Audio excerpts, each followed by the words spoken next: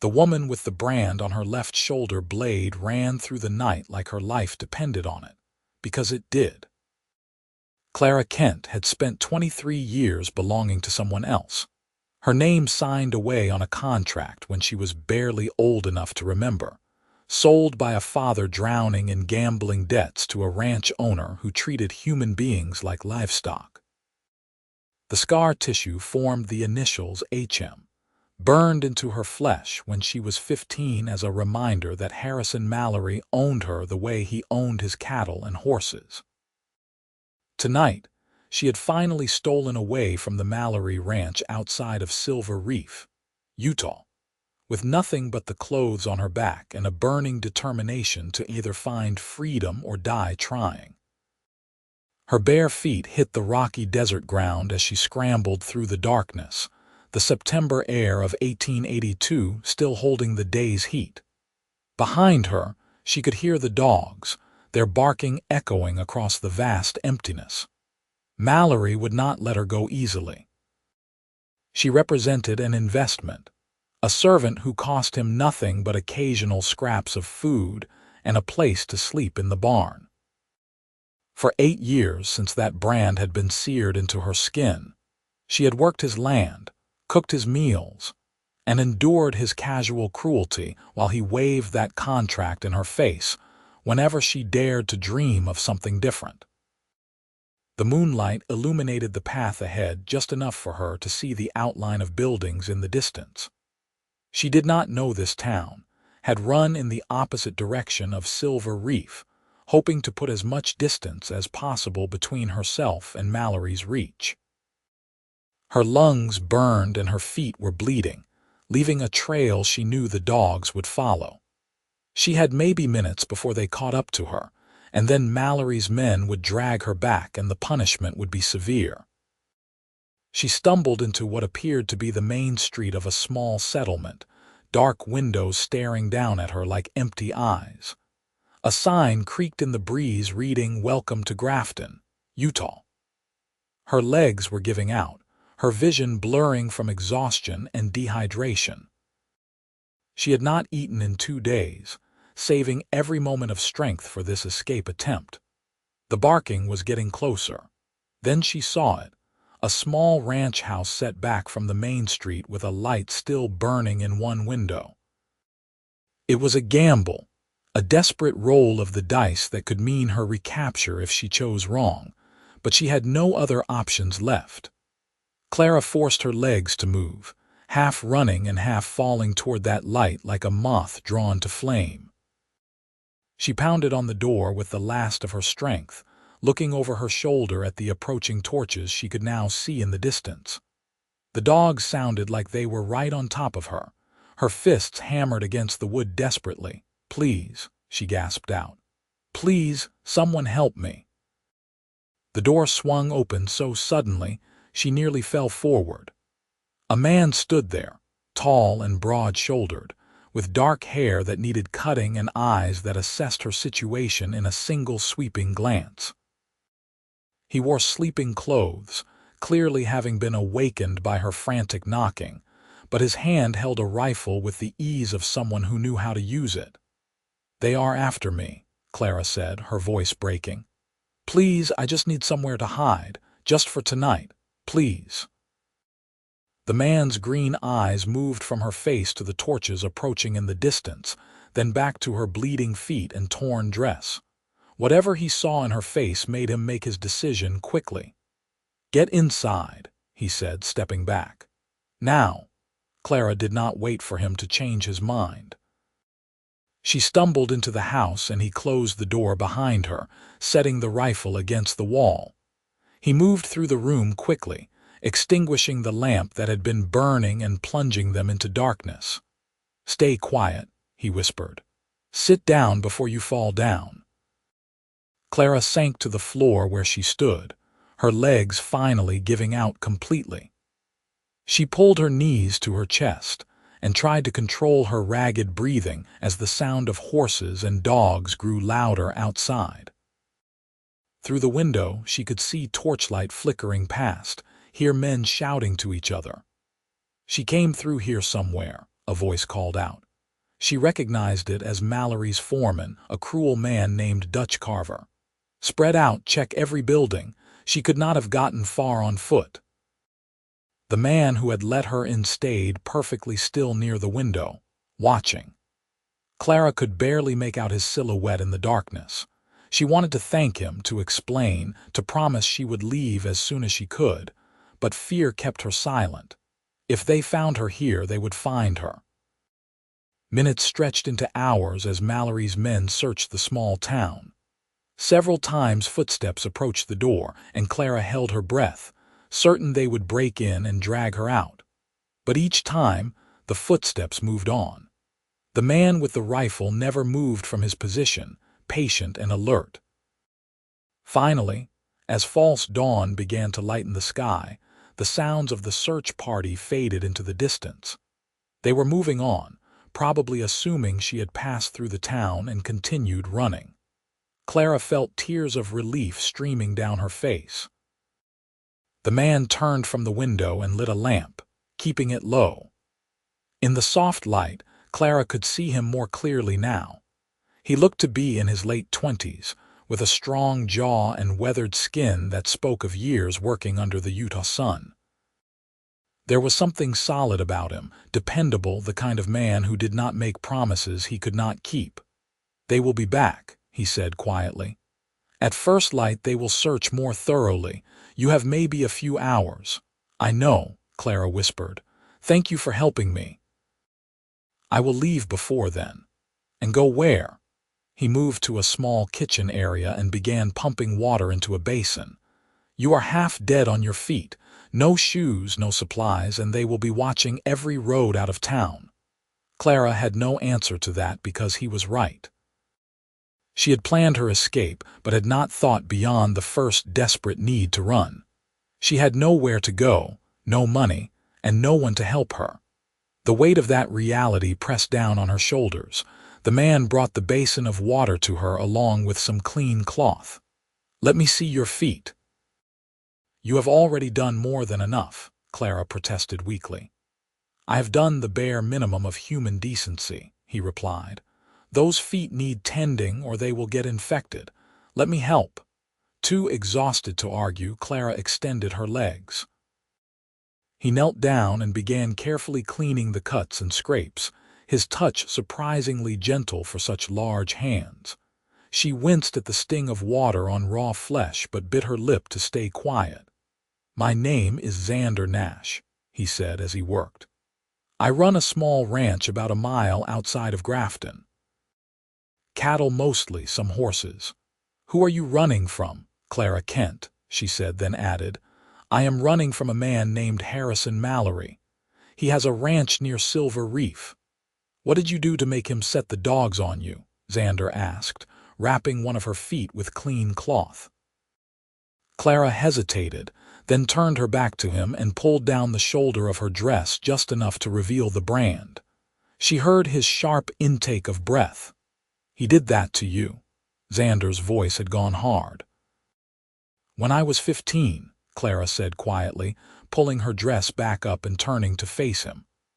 "My father sold me to him when I was 5 years old, signed a contract that made me his property. He brands all his property." "That is slavery," Xander said flatly. "Slavery is illegal." "Has been for 17 years. "Not when there is a contract," Clara replied bitterly. "My father's signature on paper that says I work for Mallory until the debt is paid off, the debt that somehow never gets smaller no matter how many years I work. He keeps me like one of his animals, and no lawman in Silver Reef will challenge him because he owns half the town."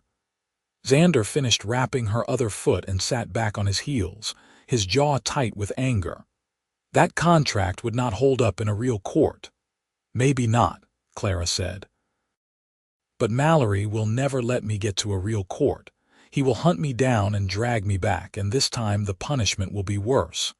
I have tried to escape twice before. This is my 3rd attempt. What happened the other times?" Clara pulled her sleeve up to show another scar, this one from a knife.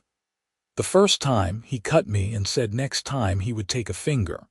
The second time, he locked me in a cellar for a month with barely any food. This time, I am not going back. I would rather die out in the desert." Xander stood and began pacing the room, clearly thinking hard. You cannot outrun him on foot with no supplies, and if you stay in Grafton, they will find you when they come back. "I know," Clara whispered. "I just needed to rest for a moment. I will leave before sunrise." "To go where?" Xander turned to face her. "To die in the desert, because that is what will happen. It is 100 miles to the next real town, and you would not make it 10 on foot without water and supplies." "Then what do you suggest?" Clara asked, fighting back tears. "I will not go back to him. I would rather take my chances with the desert." Xander stopped pacing and looked at her with an intensity that made her breath catch. "Marry me." Clara stared at him, certain she had misheard. "What? Marry me?" Xander repeated. "Right now, this morning." "If you are my wife, that contract becomes void. A married woman cannot be held to a debt contract signed when she was a child. You would be legally free as my wife." "You do not even know me," Clara said, her heart pounding. "Why would you do that?" "Because what was done to you is wrong," Xander said simply. "Because I have the means to help you and it costs me nothing to do the right thing. Because I will not stand by and let you be dragged back to a man who brands human beings like cattle." "But marriage," Clara breathed, "that is forever."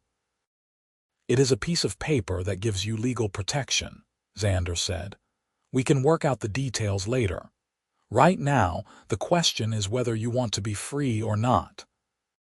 Clara looked at this stranger who had opened his door to her, who had hidden her from her pursuers, who was now offering her a way out that she had never even imagined. She searched his face for deception, for cruelty, for any sign that this was a trap. But all she saw was honest determination. "You would do this for me?" she asked. "A complete stranger." "I would," Xander confirmed. "But the choice is yours, Clara. I will not force you into anything. If you want to take your chances on the road, I will give you supplies and a horse and point you in the right direction. But if you want guaranteed freedom from Mallory and that contract, marriage is the fastest way to get it." Clara thought of the brand on her shoulder, of 8 years of servitude, of Mallory's cold eyes and casual cruelty. She thought of the contract locked in his safe that bound her to him until he decided the debt was paid, which would be never. She thought of spending the rest of her life running, always looking over her shoulder. "If we do this," she said slowly, "what would you expect from me?" "I have a ranch that needs help," Xander said honestly.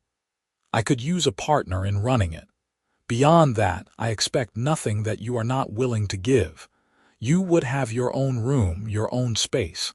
This would be a business arrangement as much as anything else." "You would not," Clara struggled to find the words. "You would not expect me to be a wife in every way." Understanding crossed Xander's face. "No," he said firmly. "Whatever happens between us would be your choice and yours alone. I am offering you freedom, Clara, not another cage." The tears came then, hot and fast, rolling down her cheeks as the reality of his offer sank in. Freedom. Real, legal freedom. A life where she was not Mallory's property but her own person. "Yes," she whispered. "Yes, I will marry you." Xander nodded once decisively. "Then we need to move fast. The preacher in Grafton will be waking up soon. We will get him to marry us now, this morning, before Mallory's men come back through town. Then I will ride to Silver Reef myself and get that contract from Mallory." "He will not give it to you," Clara said. "He will when I tell him that his contract is void because you are married," Xander replied. "And if he will not hand it over, I will make sure everyone in Silver Reef knows that Harrison Mallory has been keeping a slave in violation of federal law.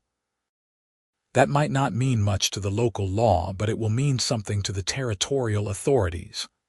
Clara pushed herself to her feet, wobbling slightly on her wrapped feet. "Then we should go. before I lose my nerve." Xander grabbed a coat and helped her into it, then found a pair of his boots that were far too large but better than her bare feet. They stepped out into the pre-dawn light, and he led her down the empty street to a small white church with a house attached to the back. He knocked firmly on the door of the house until a gray-haired man in a nightshirt opened it, looking irritated at being awakened so early. "Xander Nash, what in the name of all that is holy are you doing here at this hour?" the preacher demanded. "I need you to marry us, Preacher Dalton," Xander said, pulling Clara forward. "Right now, this morning." Preacher Dalton looked between them, his irritation shifting to confusion. "Marry you? I did not even know you were courting anyone." "It is complicated," Xander said. "But we need this done now, legally and binding. Can you do it?" The preacher studied them both for a long moment, and Clara held her breath, terrified he would refuse. But whatever he saw in their faces made him nod slowly. "Give me 5 minutes to get dressed," he said. "Meet me in the church." True to his word, 5 minutes later Preacher Dalton emerged in his proper clothes and led them into the small church. The sunrise was painting the windows gold and red as he opened his Bible and began the ceremony. "Dearly beloved, we are gathered here in the sight of God," he began, and Clara felt like she was in a dream. Just hours ago she had been running for her life, and now she was standing in a church about to marry a man she had met less than an hour ago. But when Xander took her hand in his grip warm and steady, the dream felt suddenly real. His eyes met hers as he repeated the vows, promising to honor and cherish her. When it was her turn, her voice shook, but she got the words out. "I, Clara Kent, take you, Xander Nash, to be my lawfully wedded husband. By the power vested in me," Preacher Dalton said, "I now pronounce you man and wife. What God has joined together, let no man put asunder." Clara Kent was now Clara Nash, and the weight of Mallory's ownership fell away like chains breaking. She was free. Xander signed the marriage certificate with a firm hand, then Clara added her signature below his. Her handwriting was shaky, the quill unfamiliar in her hand, but she had learned to write in the rare hours when Mallory's wife had bothered to teach her. The document was official, legal, binding. "Congratulations," Preacher Dalton said, though he still looked puzzled. "Though I do not mind saying this is the strangest wedding I have ever performed." "Thank you, Preacher," Xander said, shaking his hand. "We appreciate your discretion about this." "Of course," the older man replied, though his eyes were full of questions. They left the church just as the sun fully cleared the horizon, painting the desert landscape in brilliant oranges and golds. Clara felt light-headed, whether from exhaustion, hunger, or the surreal nature of what had just happened. She could not say. "You should rest," Xander said, guiding her back toward his house. "You are dead on your feet." "Mallory's men," Clara protested weakly, "will find themselves confronting a man defending his legal wife," Xander said. "That changes the situation considerably." "But you are right that we need to move quickly. Let me get you settled, then I will ride to Silver Reef." Back in his house, Xander led her to a small bedroom that was clearly not his own. The bed was made with clean sheets, and morning light filtered through simple curtains. It was modest, nothing fancy, but to Clara it looked like paradise. "This is your room," Xander said. "Rest. I will lock the doors and you will be safe here. No one can take you now, Clara. You are free." The words hit her like a physical force, and she sat down heavily on the bed. Free. After 18 years of bondage, she was free. She looked up at this man, this stranger who had become her husband, who had given her back her life. "Why did you really do this?" she asked quietly. "The truth." Xander was silent for a moment, then he sat down in the chair by the window, his expression distant. "When I was 19, I had a sister. Her name was Margaret. She was 17 and beautiful and full of life. A wealthy rancher took a liking to her, started courting her. My parents thought it was a good match, but Margaret did not want him. She tried to refuse, but he convinced my father to sign a marriage contract anyway. Back then, fathers could do that, sign away their daughters without consent. He paused, his jaw tight. Margaret tried to run away the night before the wedding. They found her 3 days later in the desert. She had died of exposure, preferring death to a life with a man she did not choose. I was working a ranch in Colorado at the time. By the time I got word and made it home, she was already buried. "I am so sorry," Clara whispered.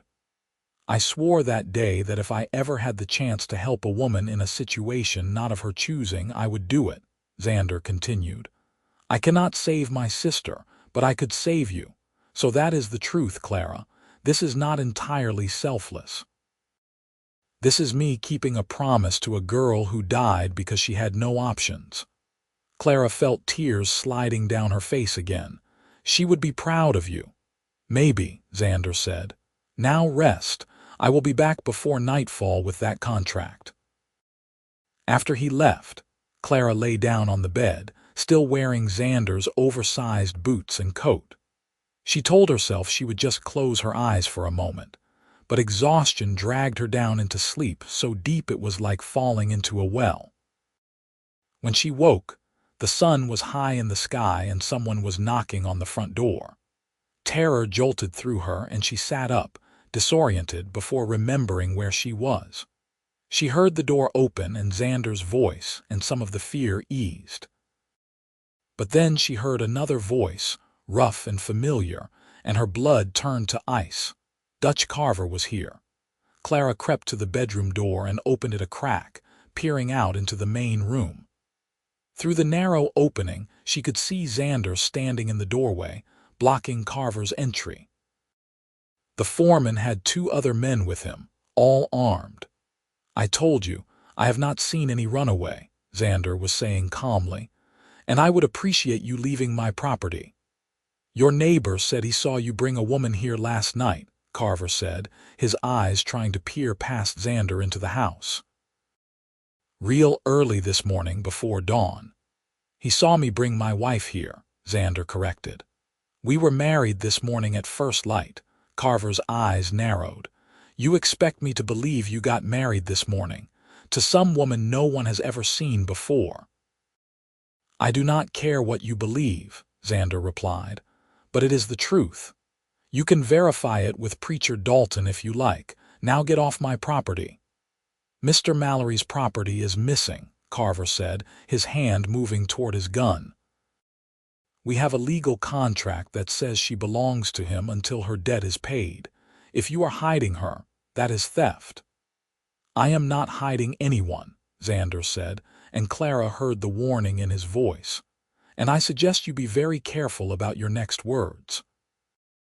You are on my land, threatening me in my own home. That will not end well for you." The standoff lasted for several tense seconds before Carver finally stepped back. "Mr. Mallory will hear about this. If that woman is here, he will get her back, contract or no contract." "Tell Mallory to come see me himself if he has something to say," Xander replied. "And tell him to bring that contract with him. I would like to see exactly what legal ground he thinks he is standing on." After Carver and his men left, Xander closed and locked the door. Clara emerged from the bedroom, her heart still racing. "He knows I am here," she said. "He suspects," Xander corrected. "But suspicion is not proof. And legally, you are my wife now. That contract cannot hold you." "You do not know Mallory," Clara said. "He does not care about legal. He cares about what he considers his." "Then he will learn differently," Xander said. "I am going to Silver Reef as planned. I will talk to Mallory myself, and I will make sure the right people know about this situation. He cannot operate outside the law forever." "Please be careful," Clara said, surprised by how much she meant it.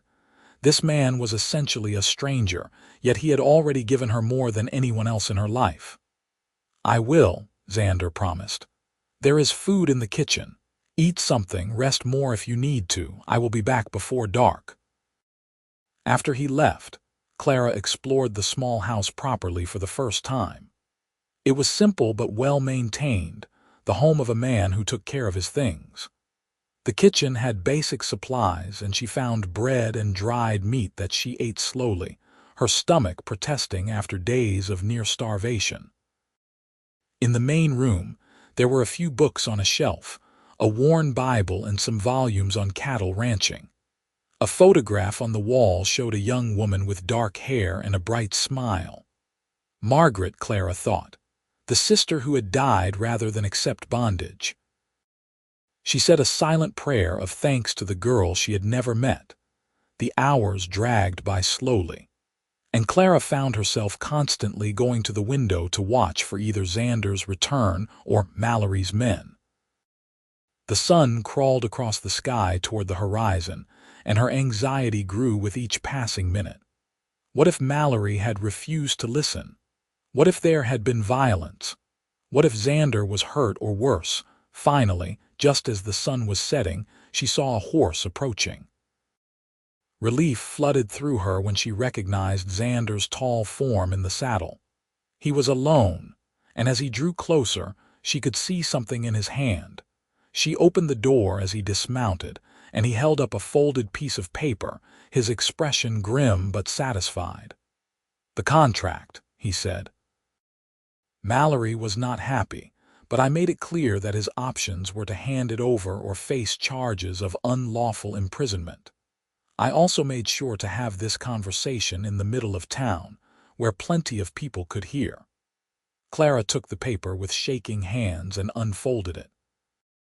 There was her father's signature at the bottom, signing away his 5-year-old daughter to pay off his debts. 23 years of her life summed up in a few lines of text and a signature. "What do you want to do with it?" Xander asked quietly. Clara looked at the paper, at the words that had defined her existence for so long.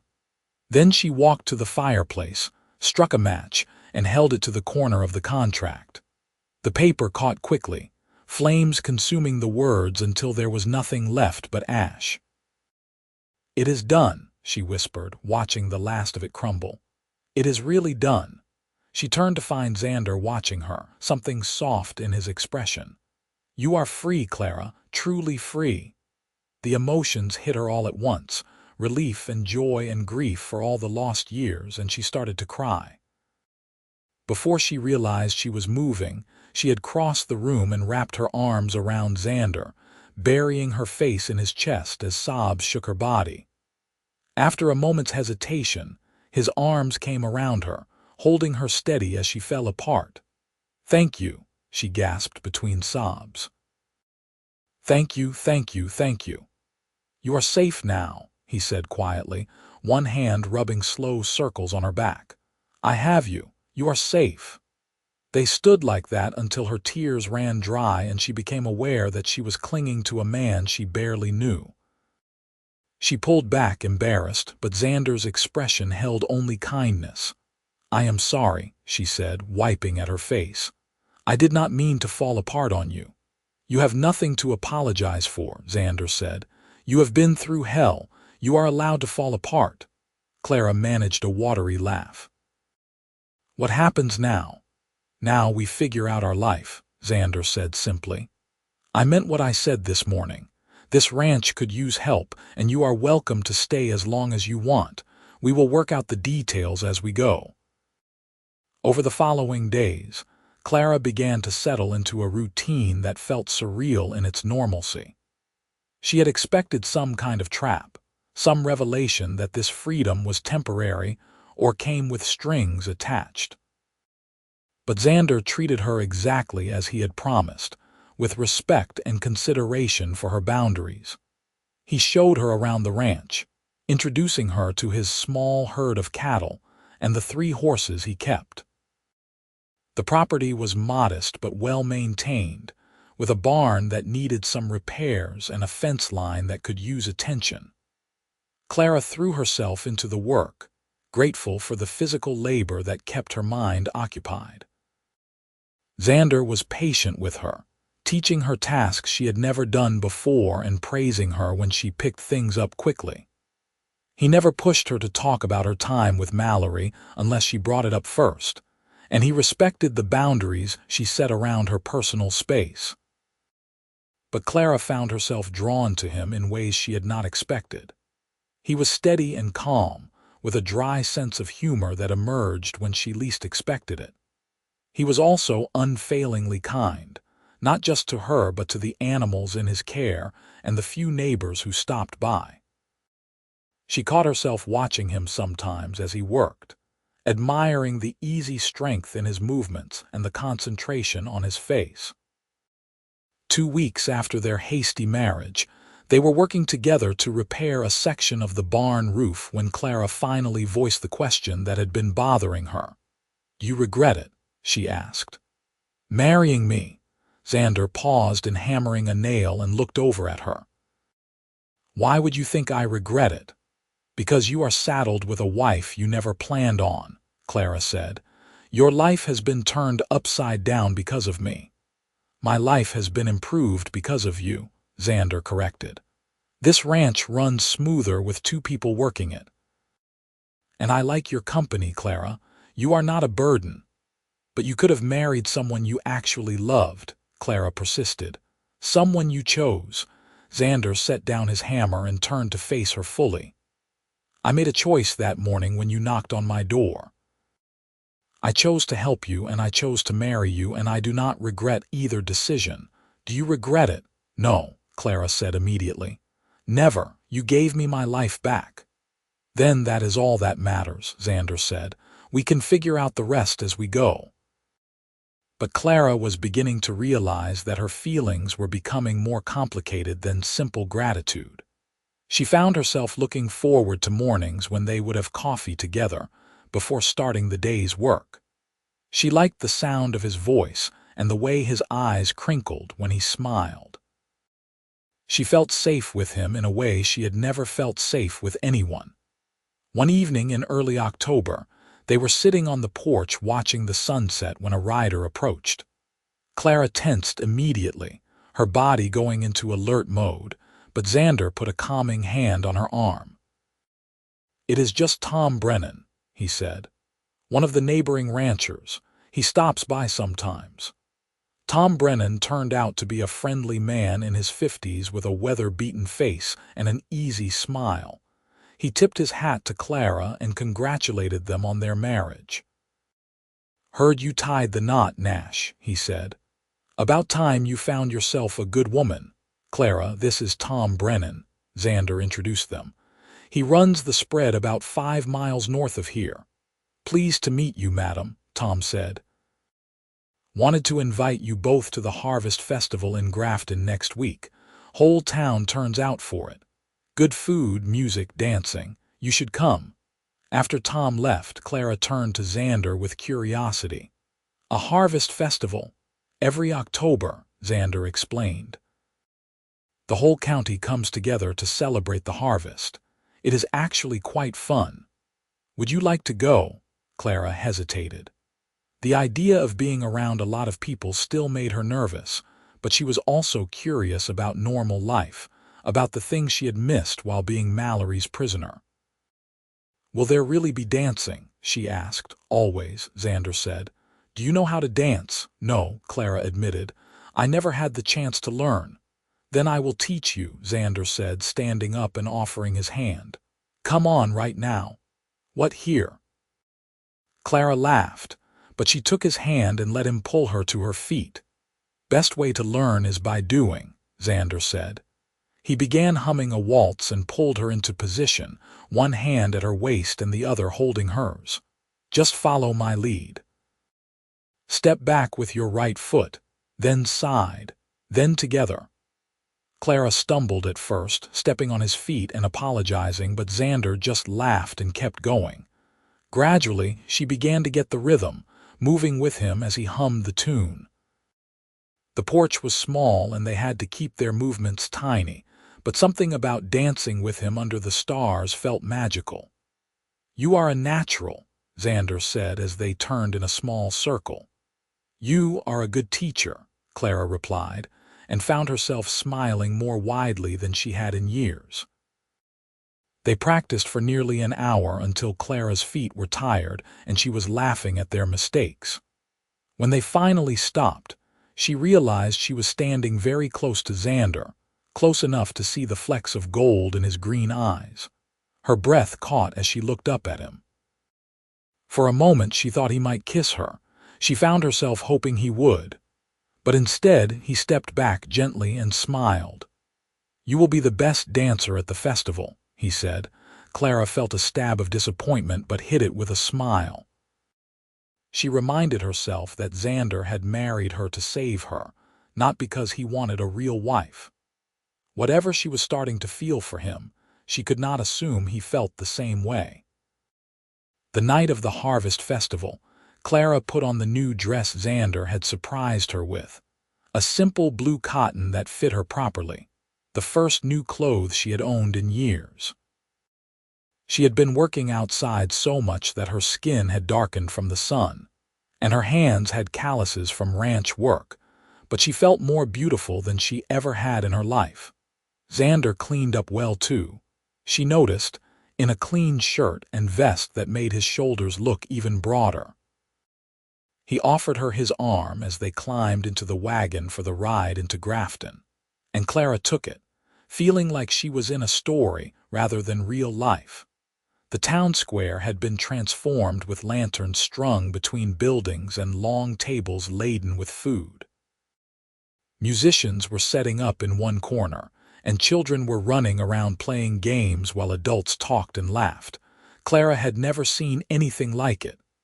"Xander Nash," a woman called out, hurrying over to them. She was in her 40s with kind eyes and a warm smile. "And you must be the mysterious wife we have all been hearing about. I am Martha Dalton, the preacher's wife." "Clara Nash," Clara said, shaking her hand. "It is nice to meet you." "We are so glad you could come," Martha said. "There are some other young wives I would love to introduce you to. Come with me." Before Clara could protest, Martha had linked arms with her and was leading her toward a group of women standing near the food tables. Xander gave her an encouraging nod, and Clara allowed herself to be swept into the group. The women were friendly and welcoming, asking her questions about where she had come from and how she had met Xander. Clara had prepared a vague story about being from a ranch near Silver Reef and meeting Xander at a cattle sale. It was not entirely a lie, just incomplete. The women accepted it easily and began sharing their own stories and gossip about the town. For the first time in her life, Clara felt like she was part of something normal. These women treated her as an equal, not as property or a servant. They laughed at her jokes and asked her opinion on things. It was intoxicating. When the music started, Xander found her in the crowd and extended his hand. "May I have this dance, Mrs. Nash?" The formality made her smile and she took his hand. "You may, Mr. Nash." He led her to the area cleared for dancing and pulled her into position. The waltz they had practiced on the porch came back easily, and soon they were moving together smoothly. Other couples joined them, and the square filled with swirling dancers. "You are doing great," Xander murmured as they turned. "I have a good partner," Clara replied, and felt her heart skip when he smiled at her. They danced several more dances, and Clara found herself laughing freely, something she had never done before. Other men asked her to dance, and she accepted, enjoying the novelty of being treated like a lady. But her eyes kept finding Xander across the crowd, and each time she found him watching her too.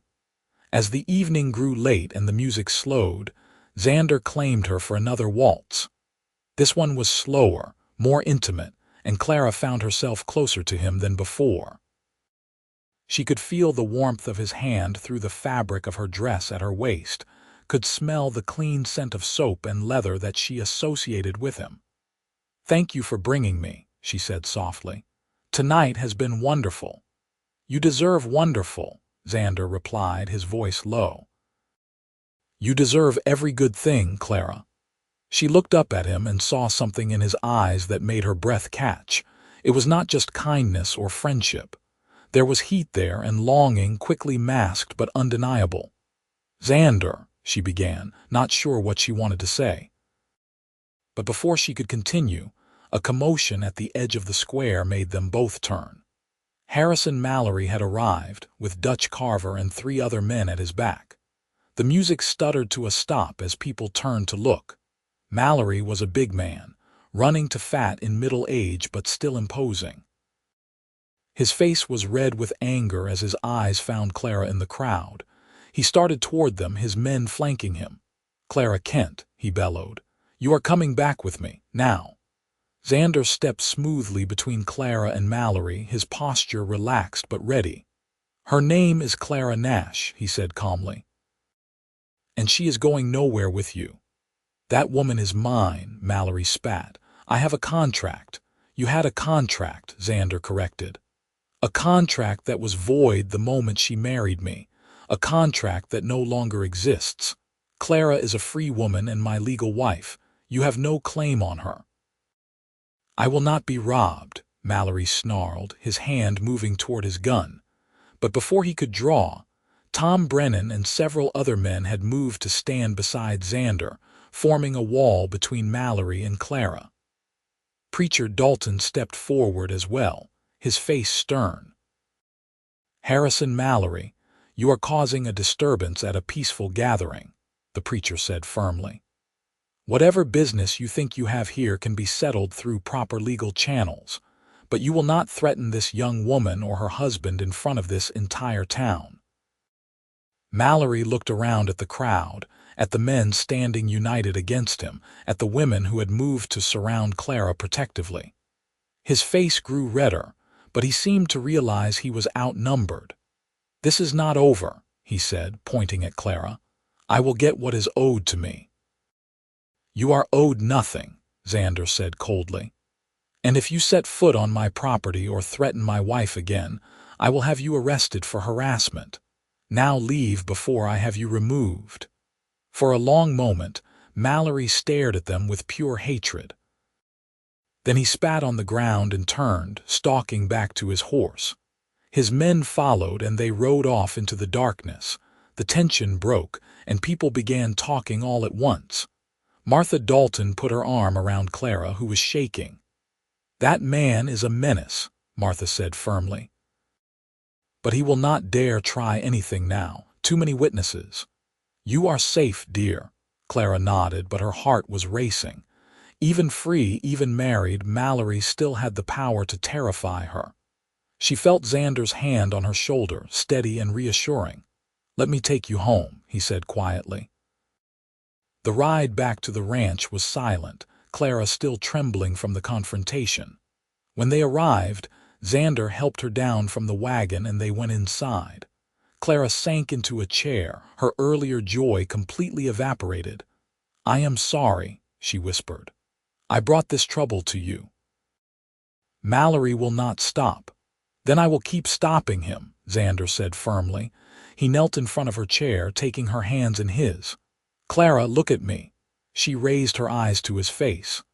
"I meant every word of those vows I spoke," Xander said. "To honor and cherish you in sickness and health for better or worse. That includes protecting you from men like Mallory. You are my wife. That means something to me." "But it was just a business arrangement," Clara said. "You did not sign up for this kind of trouble." "It stopped being just business the moment I saw you smile," Xander said quietly. "It stopped being just business when I watched you throw yourself into ranch work with determination and grace. It stopped being just business when I realized I looked forward to seeing you every morning and found excuses to be near you during the day." Clara's heart was pounding. "What are you saying?" "I am saying that somewhere in the past month, I fell in love with you," Xander said, his eyes intense on hers. "Real love, not obligation or pity. I love your strength and your kindness and your courage. I love the way you laugh and the way you concentrate when you are learning something new. I love you, Clara, and I am sorry if that complicates things, but I needed you to know. Clara felt tears spilling down her cheeks, but this time they were tears of joy. I love you too, she whispered. I have been trying not to because I thought you could never feel the same way, but I do, Xander. I love you. He reached up to cup her face, wiping away her tears with his thumbs. May I kiss you, please? Clara breathed. Xander leaned in slowly, giving her every chance to pull away, but Clara met him halfway. When their lips touched, it was gentle and sweet, a promise more than a demand. Clara felt like something inside her that had been locked away forever was finally opening, letting in light and warmth. When they finally pulled apart, Xander rested his forehead against hers. I want this to be a real marriage, he said softly. Not just on paper. But only if that is what you want too. No pressure, no expectations. Your choice, Clara, always your choice. I want that too, Clara said, her voice shaking with emotion. I want all of it. I want to be your wife in every way. He kissed her again, deeper this time, and Clara let herself fall into it.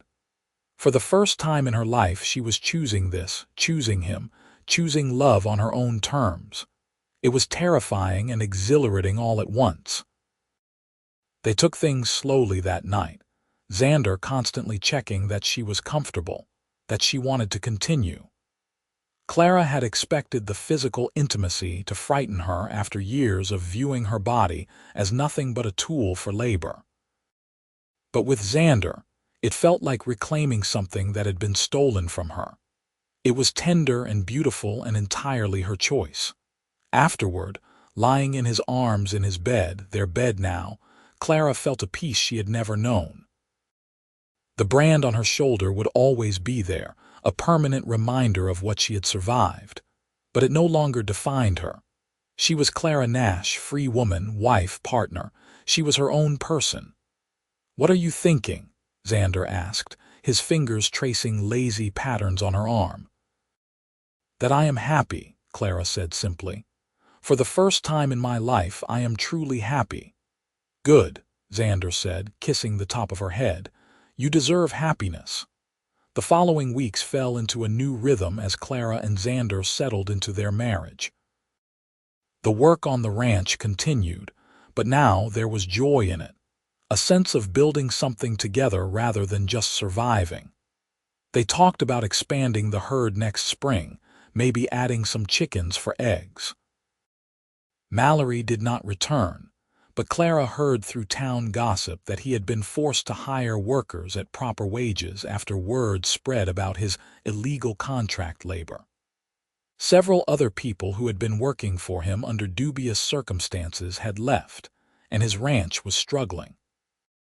Clara felt no sympathy for him. In late November, Clara woke feeling ill, barely making it outside before she was sick. Xander found her leaning against the porch railing, pale and shaking. "Are you all right?" he asked, concern clear in his voice. "I think so," Clara said. "My stomach has been upset the last few mornings." Understanding dawned on Xander's face. "Clara, could you be pregnant?" Clara paused, counting back in her head, and felt her eyes widen. "I think I might be." They rode to Grafton that afternoon to see the local midwife, a capable woman named Clara Kent who confirmed what they had suspected. Clara was indeed pregnant, likely due in early summer. The news filled Clara with a mixture of joy and terror. She was going to be a mother. She was going to bring a child into the world, a child who would be born free, who would never know what it was like to be owned. "Are you happy?" she asked Xander as they rode home. "Happy does not begin to cover it," Xander said, his face lit up with joy. "A baby, Clara, our baby." "Are you scared?" Clara asked. "Terrified," Xander admitted. "But in a good way. We will figure it out together." That winter was hard, with heavy snows that kept them close to the house for days at a time, but Clara found she did not mind being snowed in with Xander. They spent long evenings by the fire, talking about everything and nothing. He told her stories about his childhood, about Margaret and his parents who had died several years ago. Clara talked about the scattered memories she had of her mother who had died when she was 3 and the father who had sold her away. "You ever think about finding him?" Xander asked one night. "Your father?" Clara was silent for a long moment. "Sometimes," she admitted. "But I do not know what I would say to him. How do you talk to someone who sold you?" "You do not have to ever see him again if you do not want to," Xander said. "But if you do, I will be right there with you." "I think," Clara said slowly, "that I would like to tell him that I survived. That I am free and happy and building a life. Not because he deserves to know, but because I deserve to say it." "Then we will find him," Xander promised. In the spring, when Clara was heavy with pregnancy and the ranch was coming back to life after the winter, they took a trip to Colorado, where Clara's father was last known to be living. They found him in a small mining town, aged and weathered and living in a run-down boarding house. Marcus Kent did not recognize the woman who knocked on his door until she told him her name. Then his face went pale. "Clara," he breathed. "I thought you were still with Mallory." "I escaped," Clara said coldly. "I ran away and married a good man and burned the contract you signed selling me like livestock. I am free now, no thanks to you." "I had debts," Marcus said weakly. "I had no choice." "You had a choice," Clara said. "You chose gambling over your daughter. You chose your debts over my freedom. I came here to tell you that, despite everything you did to me, I survived. I am happy. And you will never be a part of my life or my child's life. You lost that right the day you signed me away." She turned to leave, but Marcus reached out and grabbed her arm. Immediately, Xander was there, pulling the older man's hand away. "Do not touch my wife," Xander said, his voice dangerous. Marcus looked between them and seemed to crumple. "I am sorry," he whispered. "For whatever it is worth, I am sorry." "It is worth nothing," Clara said. "Goodbye, Marcus Kent. I hope you find peace with your choices, because I have found mine." They left him there and rode away. Clara cried on the journey home, grieving for the father she had never really had and the childhood that had been stolen from her. But Xander held her through it all, and by the time they reached the ranch, she felt lighter, like she had closed a door that needed closing. In June of 1883, Clara gave birth to a daughter they named Margaret Sarah, after Xander's sister and the midwife who delivered her. The birth was hard, but Clara came through it strong, and when she held her daughter for the first time, she wept with joy. "She will never be owned," Clara whispered to the baby. "She will always be free." "She will be loved," Xander added, kissing both his wife and daughter. "So loved." The first years of Margaret's life flew by in a blur of sleepless nights and joyful days. Clara threw herself into motherhood with the same determination she brought to everything else, and Xander was a devoted father who could often be found walking the floor with a fussy baby or making silly faces to get a smile. The ranch prospered as they worked it together, building it into something substantial. They added more cattle, expanded the barn, and eventually bought the neighboring property when Tom Brennan decided to retire and move to town. Other ranchers respected them, and Clara became known in Grafton as someone who could gentle a difficult horse or deliver a calf with expert hands. Harrison Mallory died in 1885, kicked by a horse according to the reports. Clara felt nothing when she heard the news. He had been a chapter in her life that was closed, powerless over her anymore. In the fall of 1886, Clara gave birth to their second child, a son they named Thomas Marcus after Tom Brennan and, surprisingly, Clara's father. Xander had questioned the middle name, but Clara had been firm. "I am naming him Marcus not to honor my father," she explained, "but to reclaim the name, to take something he tainted and make it clean again through our son." Xander had understood and agreed. Little Thomas, called Tommy, was a robust baby with his father's green eyes and his mother's determination. Life settled into a comfortable rhythm. The children grew, the ranch thrived, and Clara and Xander's love deepened with each passing year.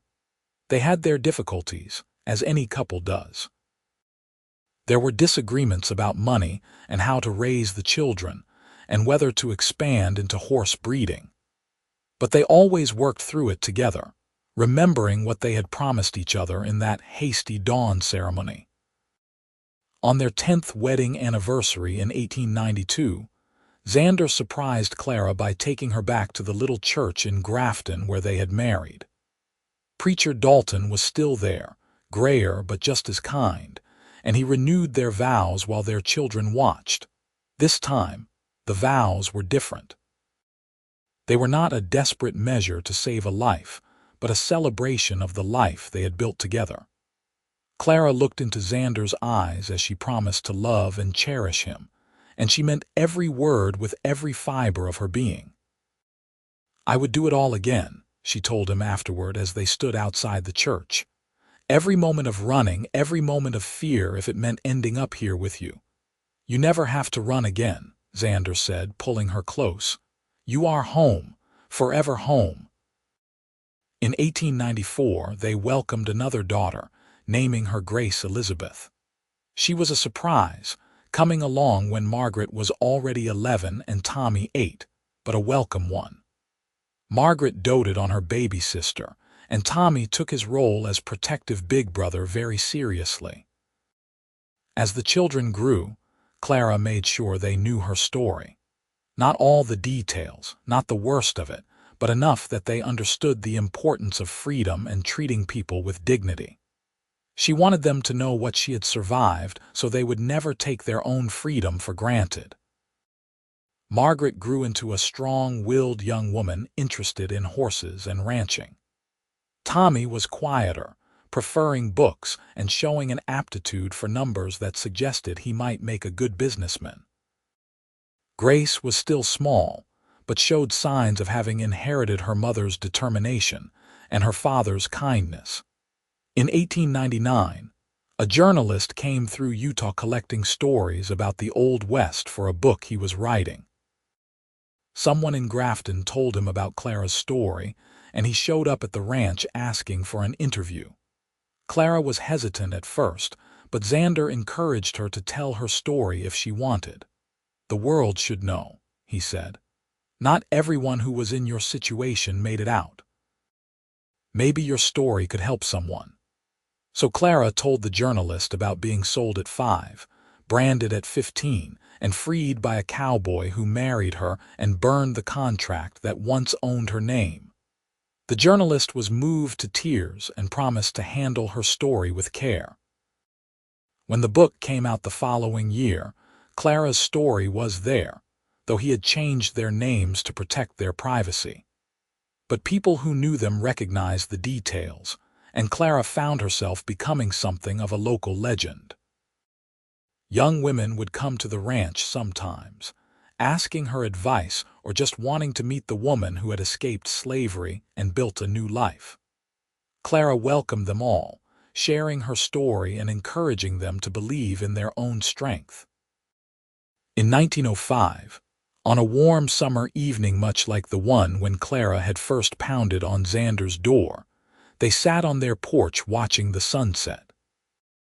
Their children were grown now, Margaret engaged to a good man from a neighboring ranch, Tommy away at university in Salt Lake City studying business, and Grace helping her mother with the ranch work.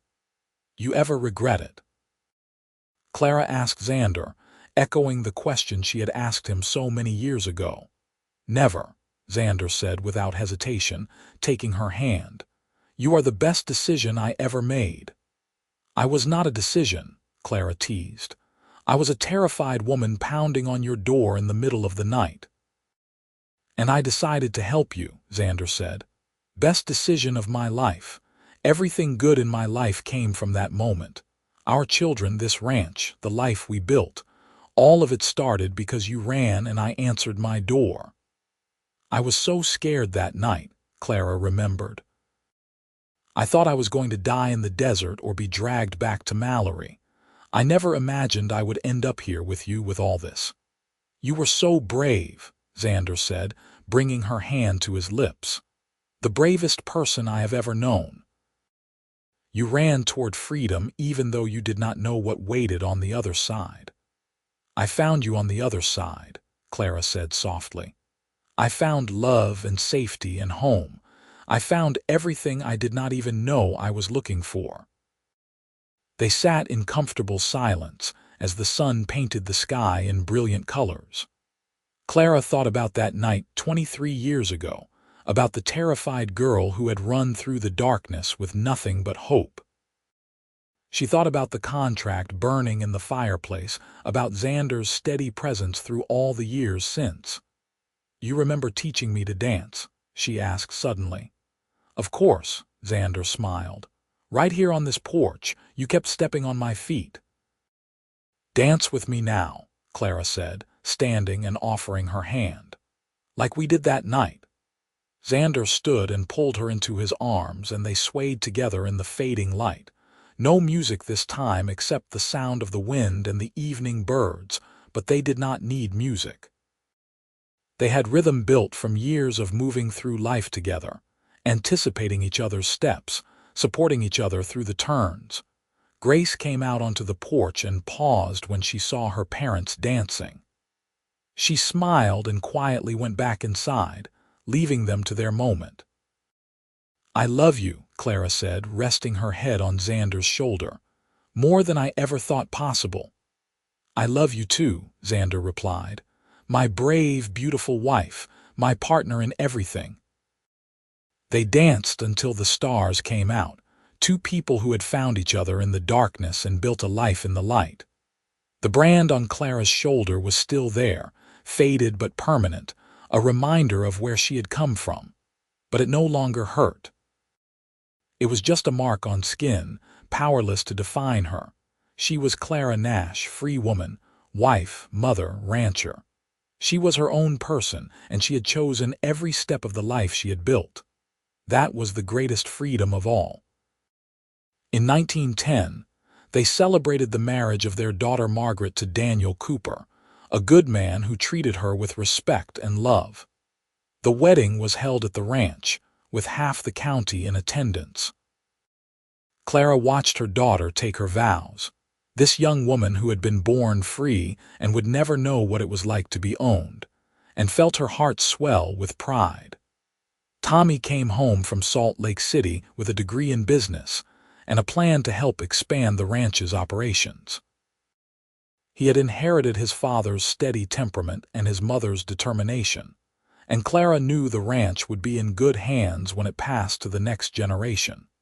Grace, now 16, had become an accomplished horsewoman and was teaching children in Grafton to ride.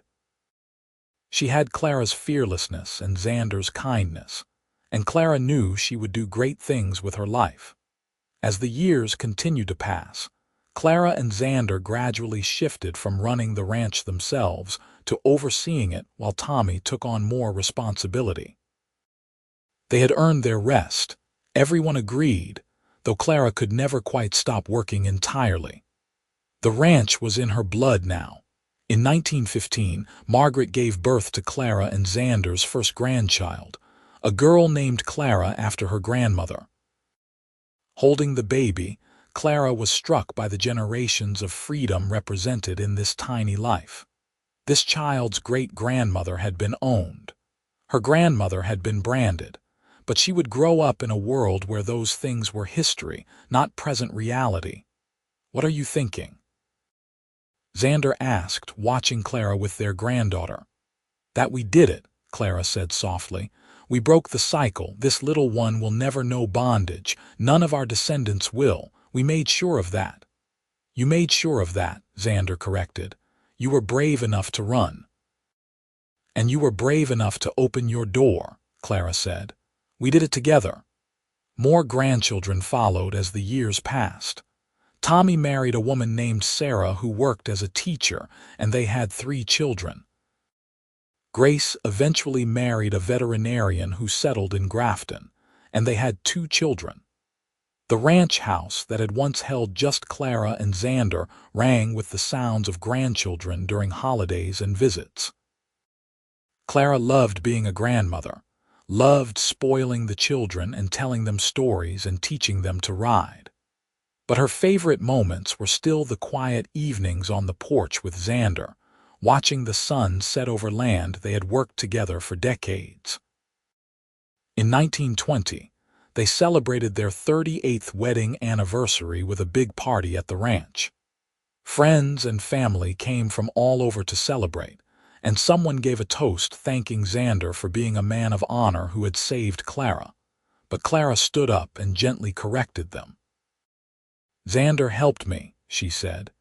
"He gave me the tools I needed and the legal protection and the support, but I saved myself.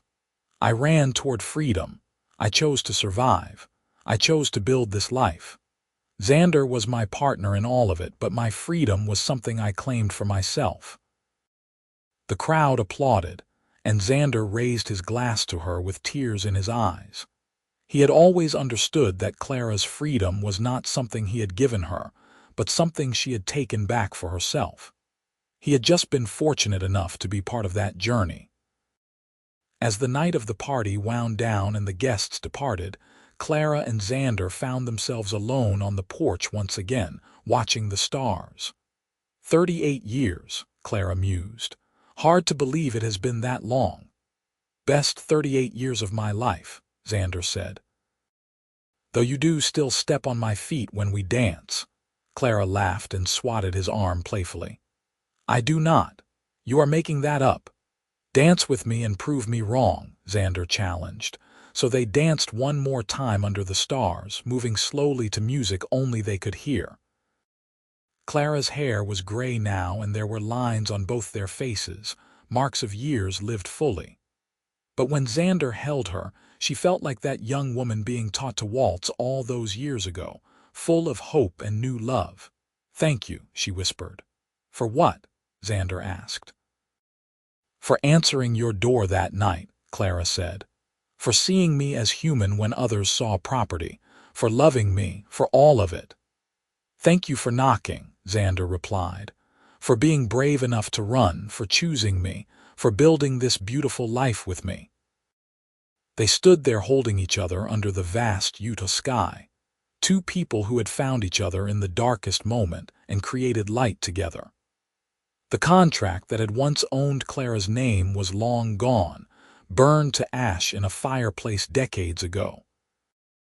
But the marriage certificate that made her Clara Nash was carefully preserved, a symbol of freedom chosen rather than bondage imposed. In 1928, Xander fell ill with pneumonia. At 69, he did not have the strength to fight it off, and despite Clara's desperate care and the doctor's best efforts, he passed away peacefully in their bed with Clara holding his hand. Clara felt like her heart had been ripped from her chest.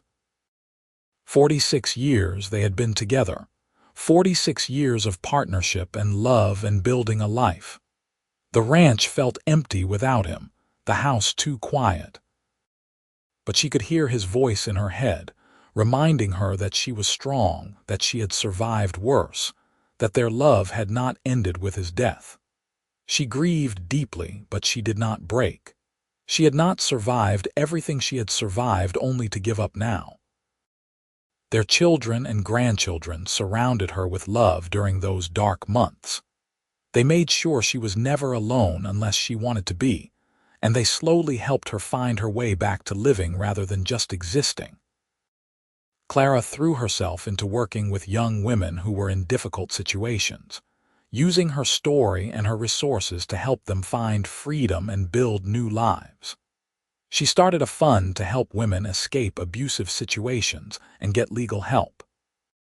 She spoke at churches and community centers about the importance of treating all people with dignity. In 1930, at the age of 71, Clara was invited to speak at the state capitol about labor rights and human dignity. She told her story to a room full of legislators, showing them the brand that was still visible on her shoulder despite the passage of nearly 50 years. She spoke about the importance of laws protecting workers and preventing exploitation. Several new laws were passed that year strengthening worker protections, and Clara liked to think Xander would have been proud. She was using her voice, her story, her hard-won freedom to help others. That felt like the best legacy she could leave. Clara lived another 12 years, long enough to see her children well established, her grandchildren grown with families of their own, and even to meet several great-grandchildren. The ranch continued to prosper under Tommy's management, and Margaret's children showed interest in ranching as well. The Nash legacy would continue.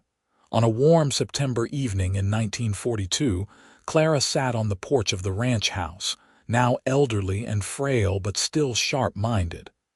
Grace sat with her, keeping her company. "Tell me the story again, Mama," Grace asked, "about how you and Papa met."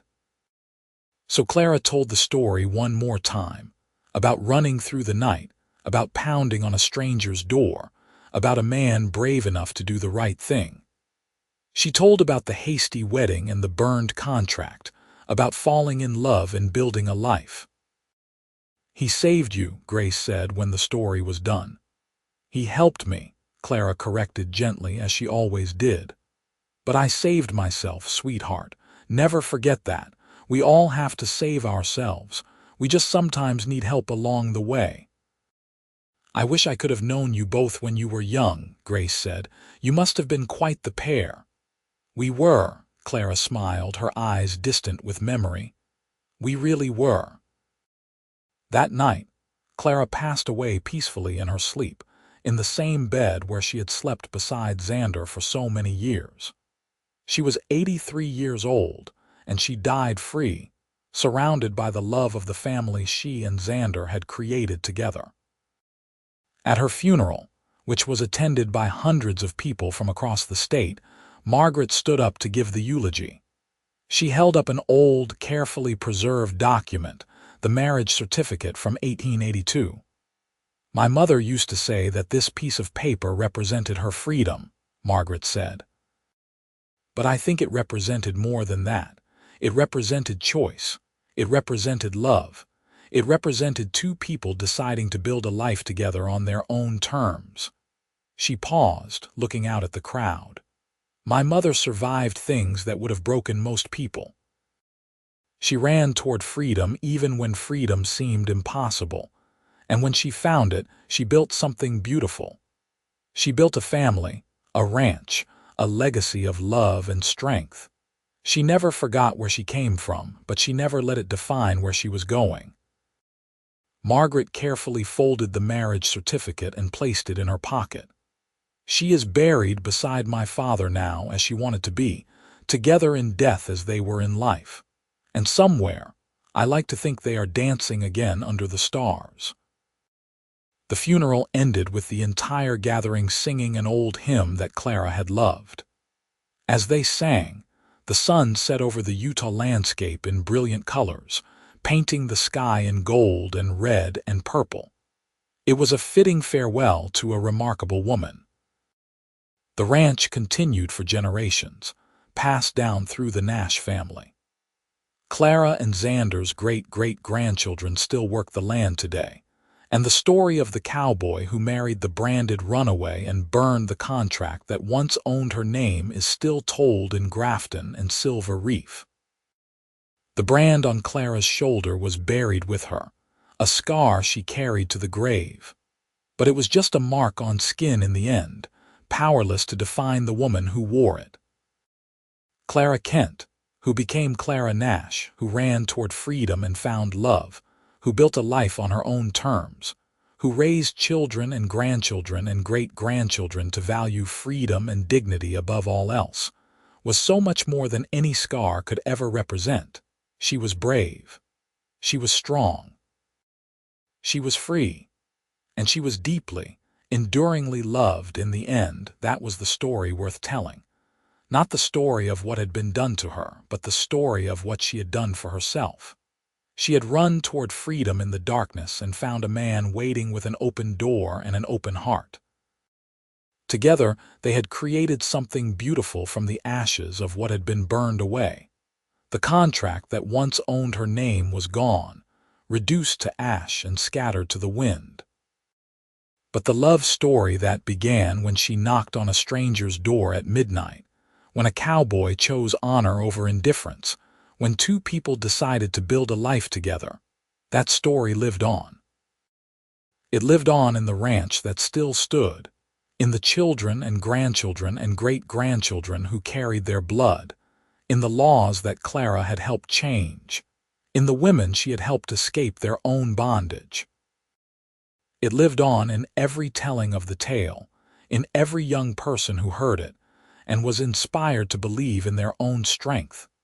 Clara and Xander's love story was one for the ages, a testament to the power of choice, the importance of dignity, and the transformative nature of real love. It was a story of the Wild West, yes, but more than that.